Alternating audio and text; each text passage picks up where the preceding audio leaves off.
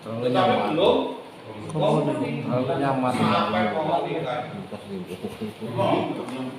Bagaimana kalau di dalam satu keluarga itu, dia keluarga Katolik, sudah punya anak 3, tapi bapaknya belum Krisma? Ya itu harus dianjurkan supaya itu belum lengkap. Kendalanya itu masa depannya Romo untuk anak-anaknya ada nggak? Nggak ada anak-anak. Nggak ada. Belum lengkap lagi. Tapi bapak itu belum dikategorikan belum dewasa. Belum punya anak. Kalau dia sudah berkeluarga, dia sudah menerima artinya baptisan. Kok bisa kawin Katolik itu cara lo kalau belum Kristen? Ya bisa. Kan dispensasi. Ini kan kanonik kan di surat permandian itu kan di ini. Nah ini pasti ditanya bapak. Masa akan menunggu krismanya? Nggak mungkin kan? Mungkin lama. Nggak bisa ya. Suruh nyusul. Tetap. Kalau misalnya dia sudah mau nikah, ini fakta di rumah kita itu. Misalnya dia sudah mau menikah ternyata dia belum krisma, terus kamu tunggu krisma dulu, padahal krismanya 2 tahun lagi. Piye? Repot. Pindah dia, Pak. Pindah. Pasti pastor mengatakan ya udah kamu nanti karena belum krisma, sesudah menikah kamu harus krisma. Janji. Rupanya Ya itu kalau itu dibantu juga dengan ini. Dibantu dengan apa itu? 4 bulan ya bro. Katekesen ya. Ya. Dibantu dengan katekesen. Nah itu ya. Ada hal-hal yang macam ini kan dalam kehidupan.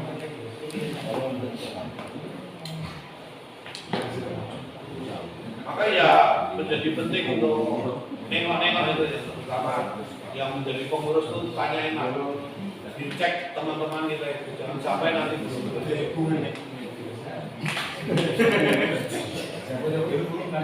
termasuk perlu dialog itu juga harus tanya-tanya ya. Siapa yang berbeda semahami?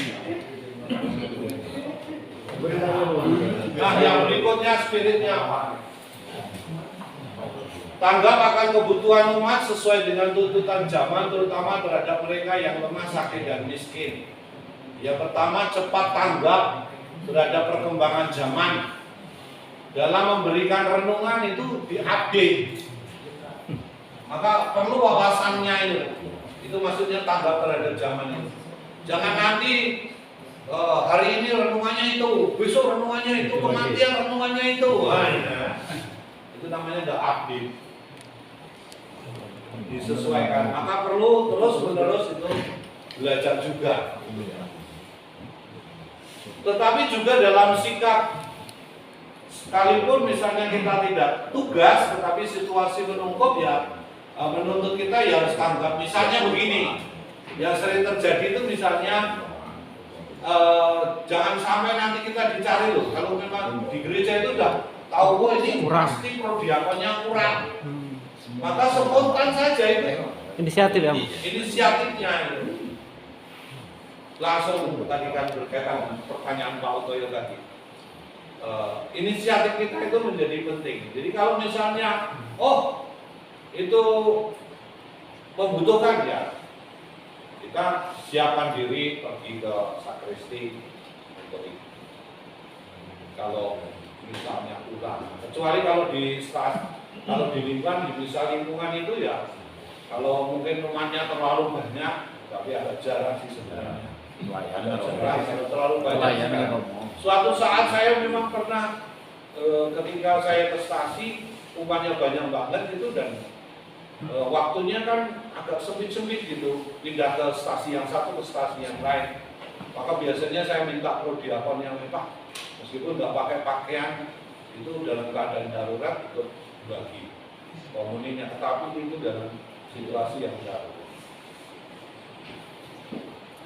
Jadi nggak usah disuruh, tapi kalau kita lihat, meskipun kita tidak didaftar, misalnya wah ini kok mestinya 8, ternyata yang lain itu nggak berangkat, yang sudah didaftar tidak berangkat, tidak memberitahu temannya juga, gitu ya. Maka unsur spontanitas itu jangan sampai nanti, apalagi kalau diminta, Pak tolong Pak dibantu Pak, wah aku nggak siap. Unsurnya itu menjadi penting. Tapi yang nyari itu dua.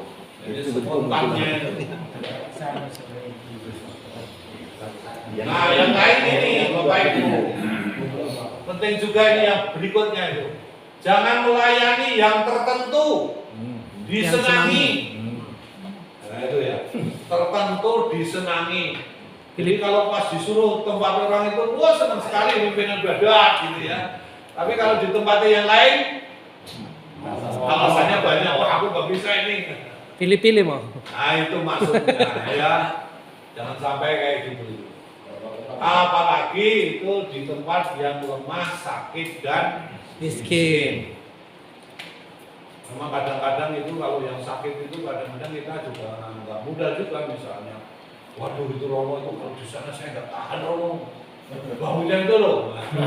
Iya, Tapi ya caranya itu mungkin punya rumah harus suruh bersihkan. Gimana menyiapkannya. Bikin mau. Ya. Ini mau. Yang kita perlukan itu setelah kita membaca kitab suci, pertemuan itu mau menerangkan itu mau. Menerangkan yang kita baca itu, itulah yang sebenarnya yang sulit. Ini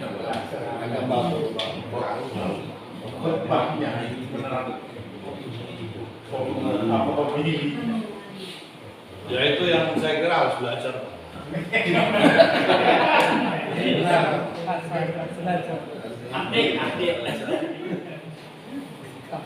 Karena kitab suci itu di latar belakangi macam-macam hal yang seringkali mungkin kita tidak mudah ya.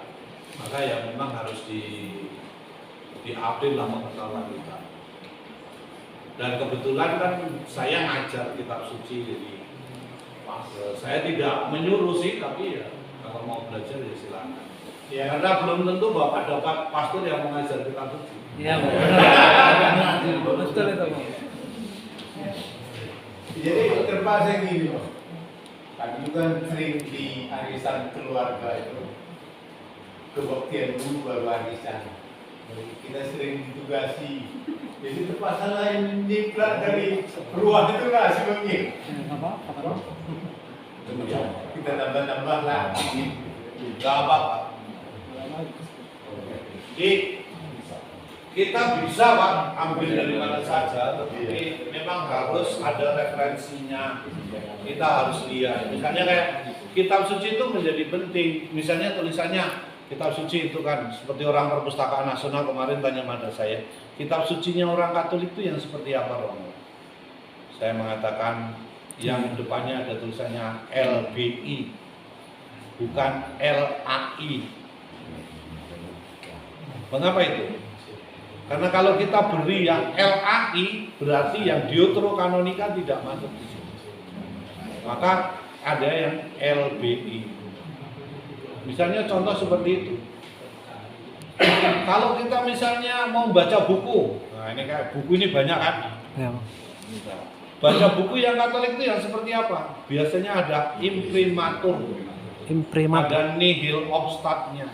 Itu berarti ajaran yang resmi.